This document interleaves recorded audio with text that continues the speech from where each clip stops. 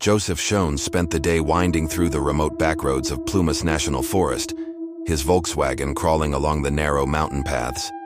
He was scouting the route for a family trip the next day, unaware that the wilderness he admired under daylight would soon become a cold and merciless trap.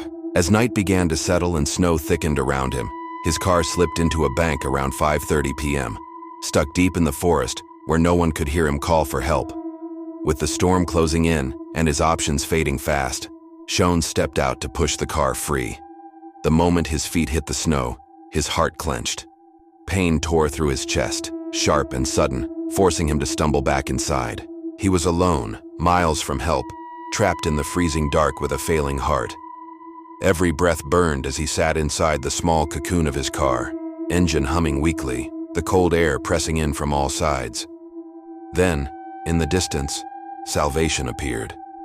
Two sets of headlights crept through the night, cutting across the trees. Shones strained his eyes, spotting figures illuminated by the beams, a woman, a baby, and several men walking beside them. They moved together slowly, talking among themselves. His heart leapt. Maybe this was his way out. He pushed open the door, shouting for help, but as soon as his voice echoed into the night, the lights blinked out, and the forest fell silent.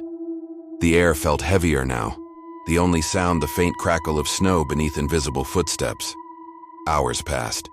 His car still running, heat fading, exhaustion setting in. Just when he thought the silence would consume him, distant flickers of light danced across the tree line. Flashlights. He shouted again, waving, desperate to be seen. But once more, no one answered. The lights vanished just as quickly as they'd appeared, leaving him to wonder if he had truly seen them at all. Eventually, his car sputtered to its last breath and died. The forest swallowed the sound. Shones, weak but alive, decided to move. As the first hints of dawn bled into the horizon, he forced himself onto the snow-covered road, dragging his aching body toward a mountain lodge 8 miles away. Halfway through his trek, he stumbled upon a car, a 1969 Mercury Montego, empty and silent beneath a blanket of frost. He barely gave it a second thought, too focused on staying conscious. When he finally reached the lodge, he collapsed at the door and was found by caretakers who rushed to help him. He would later recover and get his car towed, thinking the nightmare was over. But what he didn't know was that the empty car he passed that morning belonged to 5 young men who would vanish into the forest, never to return the same way again. It was the beginning of one of the strangest and most chilling mysteries in American history. February 24th, a date that began with anticipation and ended in silence. That evening, 5 longtime friends prepared for what should have been a simple night out. Jack Madruga, age 30, took the wheel of his pride and joy, a turquoise 1969 in Mercury Montego, making his rounds through Yuba City and Oroville to pick up his friends. They were all in good spirits, laughing, cracking jokes, and talking basketball as they piled into the car. Their destination was a Chico State game, and the night promised nothing but excitement and routine familiarity. The group had a bond deeper than most. William Sterling, 29, was Jack's closest friend, a quiet man devoted to faith and compassion. Theodore Ted Wire, 32, was gentle and trusting, the kind of person who'd hand you everything he owned if you asked. Jack Hewitt, the youngest at 24, was shy, often following Ted's lead, while Gary Mathias, 25, stood apart. He was sharp, intense, and at times unpredictable. Gary had struggled with schizophrenia in the past, discharged from the army because of it, yet when medicated, he was stable, thoughtful, and loyal to those who understood him. Together, they were known around town as the Boys. They played on a basketball team for the Gateway Gators, part of a local program that helped young men with mild disabilities build skills and confidence. They lived at home, supported by loving families who watched over them, each parent expecting their son to return later that night. The boys had their uniforms laid out for the next day's tournament, jerseys neatly folded, shoes ready by the door. There was no reason to think they wouldn't come home. The drive to Chico was calm, filled with conversation about sports, food, and the big game they had tomorrow, To anyone watching, it was just 5 friends out for a night of fun. The game ended around 10 o'clock. Chico State lost to UC Davis, and since UC Davis was their favorite team, they decided to celebrate. The group stopped at a small convenience store called Bear's just before closing. They grabbed a cherry pie, a lemon pie, a Snickers bar, a marathon bar, a couple of Pepsis, and a quart of milk. The kind of simple snacks that make sense after a long night. The clerk, eager to lock up, was mildly annoyed, but remembered them clearly. They were laughing, relaxed, and polite. None of them seemed worried. None of them looked lost. And yet, that would be the last time anyone ever saw them alive. The boys got back into the Mercury Montego, their snacks in hand, the radio low, the cold night settling around them. They were expected home within an hour. But somewhere along that dark stretch of road, the familiar turned strange, and the road home became a path into oblivion. They never made it back. Instead of heading south toward home, the boys took a turn that made no sense. Somewhere along the drive, they veered east, away from the highway, away from safety, and into the wilderness. The road from Chico to Oroville should have been simple, a straight shot down Highway 99 and onto Highway 70. Yet, something or someone led them off that familiar path. Just before reaching Oroville, the driver turned onto the Oroville-Quincy Highway, a narrow road that cut deep into the Sierra Nevada foothills. It wound across the icy bridges of Lake Oroville and stretched toward the Plumas National Forest, the same desolate expanse where, hours earlier, Joseph Shones had suffered his heart attack. Snow fell thicker there, blanketing the road in silence, and the Mercury Montego, heavy and low to the ground, pushed on until it could go no further. The tires spinning uselessly as the car sank into a snowdrift. The storm was relentless, the forest black, and the night colder than any of them could have imagined. At some point, they made a choice. One that would seal their fate. They stepped out of the warmth of the car and into the dark, vanishing into the forest without a trace. Back at the lodge, miles away, Joseph Shones was recovering. His heart had stabilized, and the nightmare he endured the night before was already fading into memory. He had seen that Mercury Montego along his route but thought little of it. Cars stranded in winter weren't unusual here. By midday, he filled his gas tank and headed home, unaware that the car he'd passed was not abandoned by accident. Meanwhile, as the snow continued to fall, the families of the 5 men grew restless. By morning, panic set in. Ted Wyer's mother and William Sterling's mother called the police, their voices trembling, pleading for help. Their sons never stayed out late without calling. None of them would have disappeared without a word. Something was wrong, deeply wrong, and they could feel it in their bones. For the moment, though, all anyone knew was that 5 young men had vanished somewhere in the mountains, and a turquoise Mercury Montego sat buried in the snow, silent and waiting, holding the first clue to a mystery that was only just beginning. By Tuesday morning, the mountains were still. The storm had passed, but the silence it left behind was suffocating. Then, in that silence, a discovery. A forest ranger driving through the Plumas National Forest noticed something unusual near a remote area known as Elkis Retreat, a turquoise Mercury Montego sitting motionless on the side of an unpaved road. Its tires were half sunk in soft snow, but the car itself was in perfect condition, as if carefully placed there rather than abandoned in panic. When the ranger approached, the details became even stranger. The car was unlocked. The window on the driver's side was rolled down. Inside, snack wrappers littered the seats, remnants of the pies and candy the boys had bought that night. On the dashboard sat empty soda cans and a neatly folded map. In the tank, there was still a quarter of a tank of gas. And despite the rough terrain, there wasn't a single dent, scratch, or mark on the vehicle's undercarriage. It was as though it had floated there.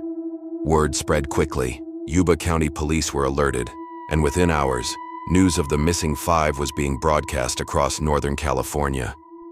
Photographs flashed across TV screens.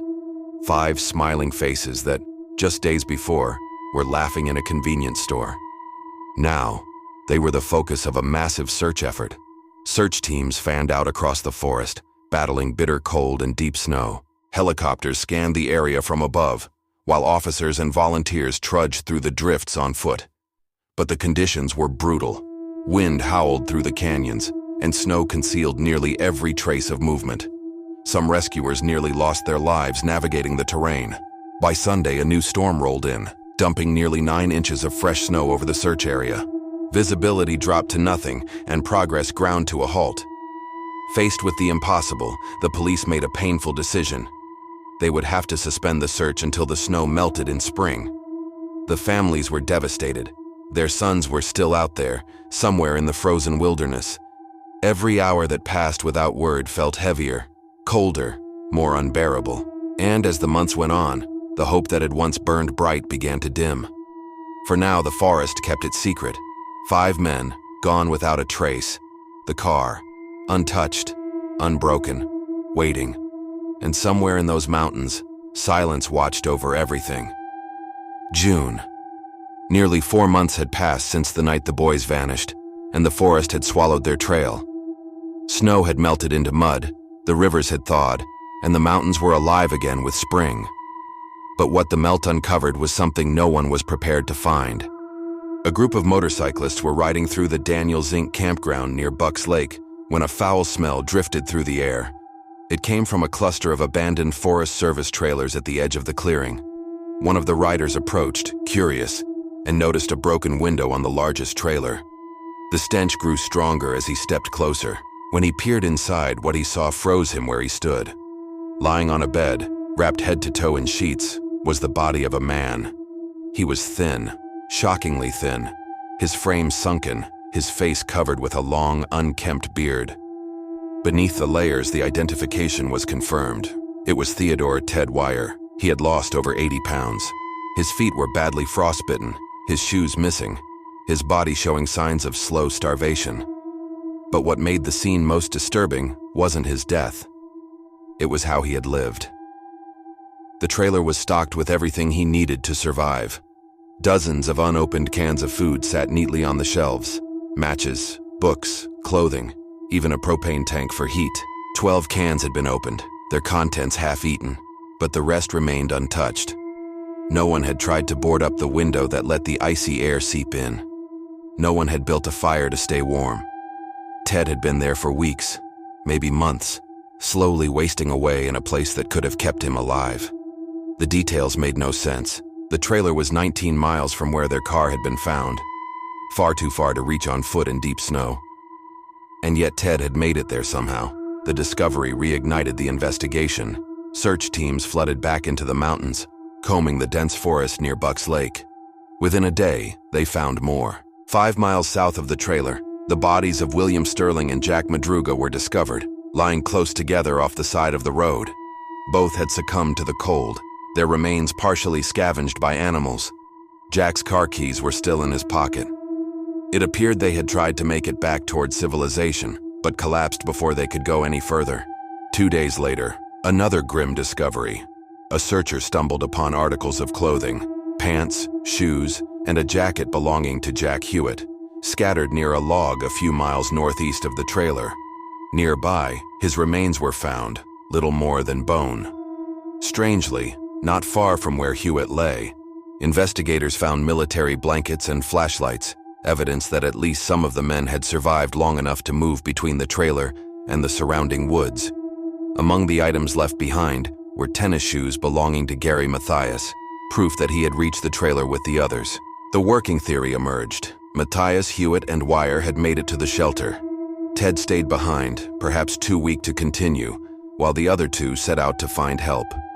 Somewhere along that final trek, they perished. But only one question loomed larger than all the rest. Where was Gary Mathias? His shoes were there. His prints were there. But his body was never found. Even now, decades later, his disappearance remains a chilling mystery, one that continues to haunt the cold silence of those mountains. The boys had been found, but the answers were just beginning to unravel. As the investigation deepened, one question eclipsed all the others. Why didn't they go home? 5 men, all familiar with the area, all responsible and cautious in their own ways, had somehow ended up 19 miles into the mountains on a freezing February night. To this day, no one can explain why. The theories began to swirl, and at the center of them all was Gary Mathias. Mathias was different from the others. He didn't suffer from an intellectual disability, but he did struggle with schizophrenia. When medicated, he was calm and collected. Off his medication, however, he could become erratic and unpredictable. Investigators learned that Mathias had a friend who lived in Forbestown, just a few miles from where the car was found. Some began to speculate that perhaps Mathias had convinced Jack Madruga, the driver, to take a detour that night, to visit this friend before heading home. It sounded plausible. The Oroville-Quincy Highway, where the car was discovered, branched off just north of the road that led to Forbestown. Maybe Jack missed the turn. Maybe they thought they could double back later. But somehow, they ended up deep in the wilderness instead, trapped in a maze of snow and forest. If that's what happened, the real mystery began after they got stuck. 5 healthy young men, all capable of pushing a car free, abandoned it instead. They left behind warmth, shelter, and safety, choosing instead to walk into the night. What could have driven them to make such a choice?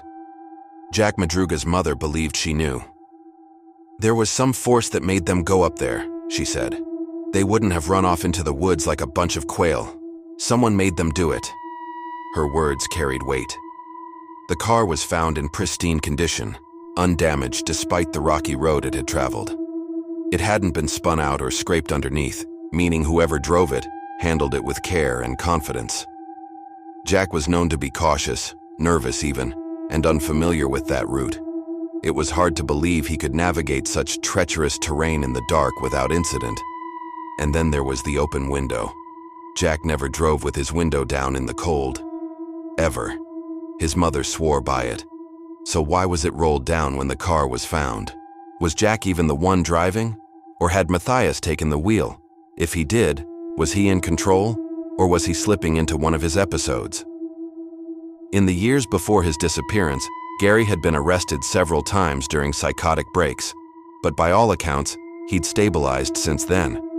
His stepfather claimed Gary had been doing well, faithfully taking his medication, and hadn't had a single incident in over 2 years. He hadn't gone haywire in private, he said, and he'd kept out of trouble. Still, the possibilities were too dark to ignore. Had Gary's mind fractured again that night, steering the group into chaos? Or was something else, something outside the car, manipulating the course of events? Somewhere in the middle of all these questions, another name surfaced once more. Joseph Shones.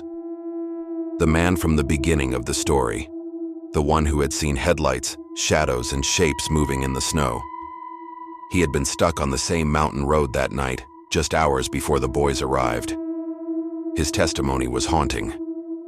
He claimed he saw 2 sets of headlights approaching him, and with them, silhouettes.